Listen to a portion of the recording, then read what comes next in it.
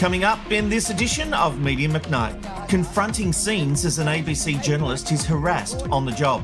Is Sam Armytage set to join Karl Stefanovic co-hosting the Today Show? What the latest radio ratings reveal, there's no doubt someone will lose their job. And Naomi Watts gets a star on the Hollywood Walk of Fame, but at what cost? All that and plenty more in episode 14 of Media McKnight.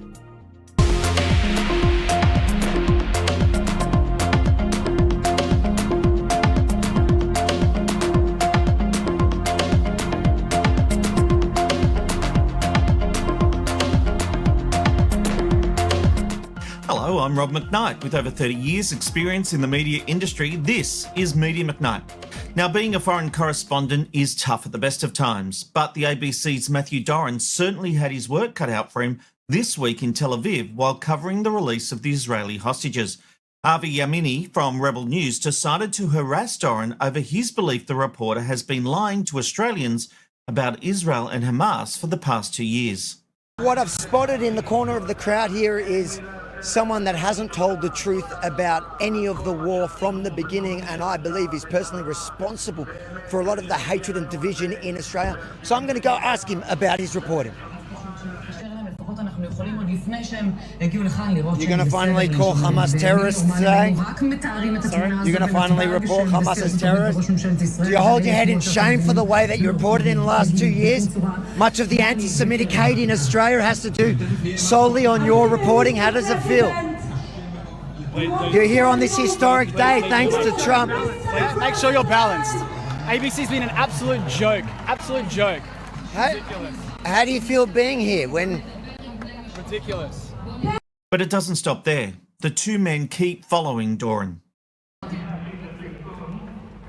Why are you running? Are you embarrassed about your reporting now 2 years later? Are you embarrassed about the way you've covered this conflict? Stand by my reporting. Please, I'm trying to do my job here. Is Hamas a terrorist organisation? Yes, it is a prescribed terrorist organisation under Australian law. Thank you. And I have said that in my reporting. And do you think that... I'm trying to do my job here, sir. Please, can you allow me to do you take any responsibility responsibility for the way that this conversation has been had in Australia over the last 2 years? I stand by my reporting. Can you please let me do my job? Can you please Your job is detrimental to Australia. Can you please let me do my job? I'm not speaking to you any further, sorry. You don't have to. All good. Yemini claims that Doran has demonised Israel in his reporting over the past 2 years and isn't prepared to leave it there. Moments later, Yemini can be seen walking up to Doran, who has moved again, to continue the accusations about demonising Israel, despite Doran's pleas to be left alone.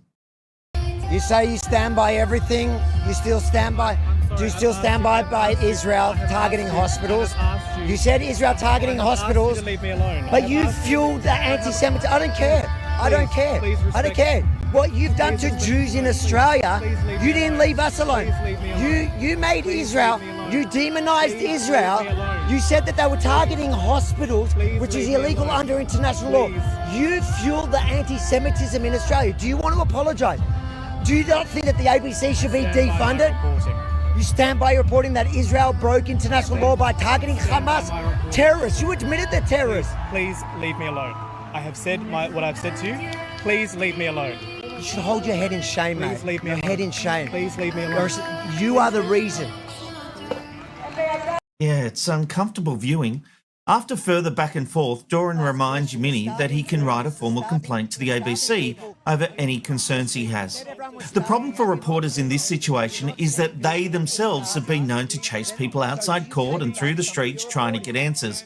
What makes this video uncomfortable, though, is the level of viciousness directed at the reporter, despite repeated requests to be left alone. It borders on harassment. When approached for comment, News Director Justin Stevens told Media McKnight, Matt Doran is an outstanding Middle East correspondent who is delivering important journalism for the Australian audience. His professionalism and dedication to reporting this story with integrity is highly valued by the ABC and by audiences. We stand by the work of Matt and our whole Middle East team on this challenging story.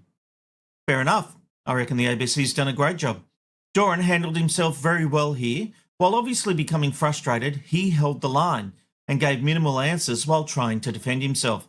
Nothing he could have said here would have appeased Yemini, so by playing a straight bat, Doran has done the right thing. While the rise of anti-Semitism is a valid issue to discuss, This video goes too far in trying to make its point.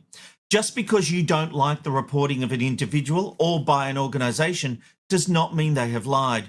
Situations like those in Gaza are very emotional, but it doesn't mean you need to attack journalists. If you don't like their reporting, don't watch. Or as Doran said, file a complaint.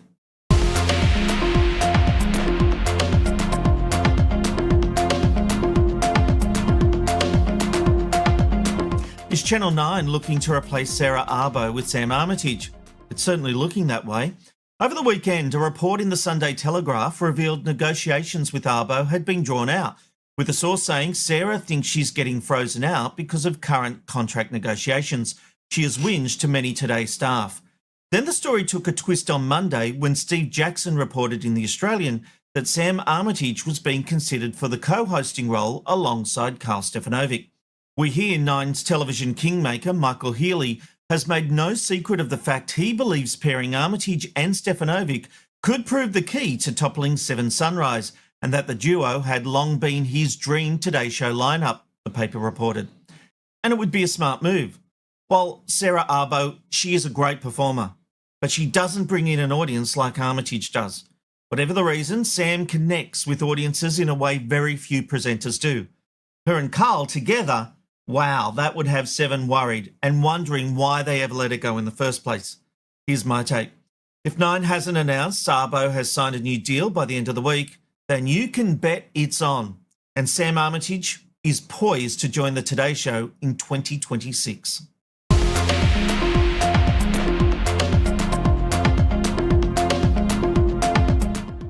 Australia's Naomi Watts has received her very own star on the Hollywood Walk of Fame this week.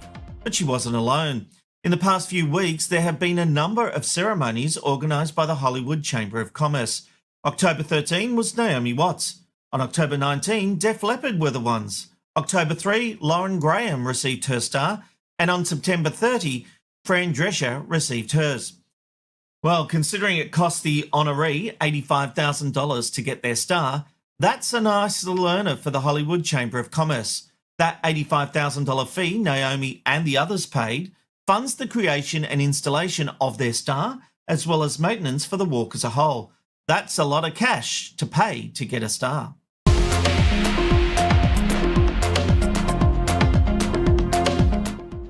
Now to the latest radio ratings. Expect big changes at some radio stations based on these Survey 6 results. Nine Radio has had a fantastic result, except for one major problem that needs to be addressed. Karl and Jackie O dropped everywhere.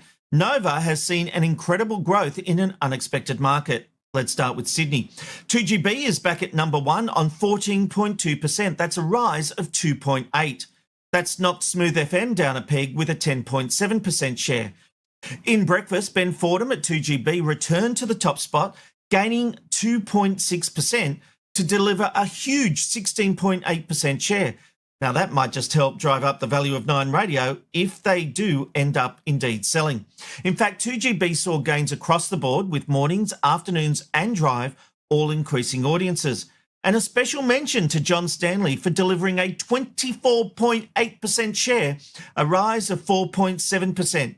Should be noted, the 7 p.m. to midnight figure does include money news from 7 p.m. to 8 p.m, but there's no doubt Stanley delivers a show nighttime listeners love. And I think his figures might have gone up on Tuesday nights when Rob McKnight appears. Disclaimer, I appear on his show every Tuesday night talking TV. Karl and Jackie O took a hit in breakfast, dropping 1.7% for a 13.6% share. Now to Melbourne. While media commentary always focuses on FM, there's no doubt Melbourne loves 3AW. The breakfast show with Ross and Russ delivered a whopping 20.3% share. That's an increase of 1.3%, and all slots delivered increases. 3AW station manager Stephen Beers said, "This is a phenomenal result that speaks volumes about the deep-rooted trust Melburnians place in us. To be the station with the biggest audience gain is a huge thrill, and it's a credit to our entire team who work tirelessly to set the agenda and lead the conversation every single day." The news for Karl and Jackie O wasn't so good, with the headline-grabbing show falling behind the ABC, which has just announced Bob Murphy and Charnel Vella will continue in their roles in 2026. Now, to be fair, Karl and Jackie O only suffered a 0.1% fall, to bring in their 6% share. It's just that the ABC gained 0.9% to deliver a 6.4% share. Christian O'Connell continues to prove his worth, topping the FM rankings on 10.9%. ARN will be pleased with this result, considering his quasi-national rollout next year is happening. The Foxes Fifi, Fev and Nick have jumped into number 2 on FM with 9.5. That's a rise of 0.5%. SCA Head of Metro Broadcast Content, Matthew O'Reilly, told us, "Consistency is our strategy, and today's results show it's delivering. Across the country, we're seeing great momentum for both the Hit and Triple M networks. Flagship shows like 101.9, The Foxes, Fifi, Fev and Nick, and Carrie and Tommy continue to dominate and deliver world-class content." In Brisbane, Triple M continues to reign supreme on 12%, despite dropping 0.9%. It's then a tight battle for second place between B105 on 11.3 and Nova on 11.2.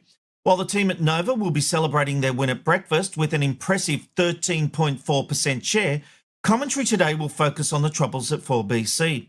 Peter Fegan has delivered a lowly 3.6% share. That's down 0.5. What's more concerning for executives is every other slot on the station increased audience. This comes despite the fact breakfast is supposed to be the strongest day part on any station. Mornings with the now departed Bill McDonald on 4BC was up 0.2% for a 5.7% share. Afternoons was up 1% for a total of 5.3%, and Drive delivered 5.4% after gaining 0.9%. You've really got troubles when every other show is in the 5s and breakfast is in the 3s. As I exclusively revealed last week, Nine Radio intends to stay live and local in the market next year, but there's no doubt there will be changes in breakfast. You can't have a time slot delivering figures starting with a 3, while all other day parts, as I mentioned, deliver 5+ shares. Nine really need to think about their plans and strategy going forward. As I also said last week, I believe Fegan could work in the morning slot, but he can't stay in breakfast. Over in Adelaide, it's good times for Triple M taking out the top spot in People 10+ and in breakfast. As SEA Head of Metro Broadcast Content, Matthew O'Reilly, puts it, Triple M remains number 1 in both Adelaide and Brisbane, reinforcing its strength with audiences who love authentic, entertaining radio built around the communities we serve. Indeed. The station delivered a commanding 14.3% share overall, ahead of Mix on 12.6%. Roo, Ditz and Loz on the Triple M's dropped slightly though, but still brought home the bacon on 14.6%. Nova was in second place on 11.4%. And in Perth, Nova remains on top, increasing its audience by 2.3% for a 16% share of the audience. In breakfast, that terrific result was beaten with a big 3.2% gain to deliver a 19.6% share. That's the kind of figures we only see on AM on the East Coast. And that, dear friends, brings us to the end of this edition of Media McKnight. You can stream the latest episodes every Tuesday night at 9 p.m. Australian Eastern Daylight Time or watch on demand. McKnight Tonight is back tomorrow at youtube.com/@McKnightTonight. It's a different take on the news of the day. You can find it at 9 p.m. Australian Eastern Daylight Time every Monday, Wednesday and Thursday. I'm Rob McKnight. I hope to see you again soon. Cheers, and it's good night from McKnight. Had to get that in.